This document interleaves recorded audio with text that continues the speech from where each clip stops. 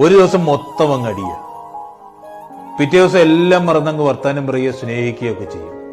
അടുത്ത ദിവസമാണെങ്കിലോ പതിവ് പോലെ വീണ്ടും വഴക്ക്. ഈ ഒരുപാട് ഇഷ്ടപ്പെടുന്നവർക്കിടയിലെ സ്ഥിരം കലാപരിപാടിയാണെന്ന് ഇത്.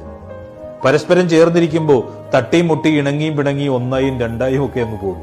അകന്നിരിക്കുമ്പോഴാണെങ്കിലോ അടുപ്പത്തിന്റെ ആഴവും വേർപാടിന്റെ വേദനയും ഒക്കെ അറിയും. ഈ സ്നേഹിക്കുമ്പോൾ വഴക്കിടുന്നത് എന്തിനാണെന്നറിയാമോ? സ്നേഹത്തിന് വേണ്ടി തന്നെയാണ്. ഒന്നുകിൽ കൊടുക്കുന്ന സ്നേഹം കുറഞ്ഞുപോയി എന്ന് തോന്നുമ്പോൾ, അല്ലെങ്കിൽ സ്നേഹമില്ല എന്ന് തോന്നുമ്പോൾ. കാരണങ്ങളൊന്നുമില്ലാതെ കാരണങ്ങൾ ഉണ്ടാക്കി പിണങ്ങുന്നവരുണ്ട്. അതൊക്കെ ഈ സ്നേഹത്തിന്റെ ആഴമറിയുന്നതിന് വേണ്ടിയിട്ടാണ്. ഈ ഇഷ്ടക്കൂടുതൽ കൊണ്ട് മാത്രം പിണക്കം നടിക്കുന്ന ചില ഇഷ്ടങ്ങളുണ്ട്. സ്നേഹം കൂടുമ്പോൾ പലപ്പോഴും നമ്മളൊക്കെ സ്വാർത്ഥരായി പോകും. ചില പിണക്കങ്ങളും ദേഷ്യങ്ങളും ഒക്കെ സ്വാഭാവികമാണ്. അത് തിരിച്ചറിയാനാവാതെ പോകുന്നത് വലിയ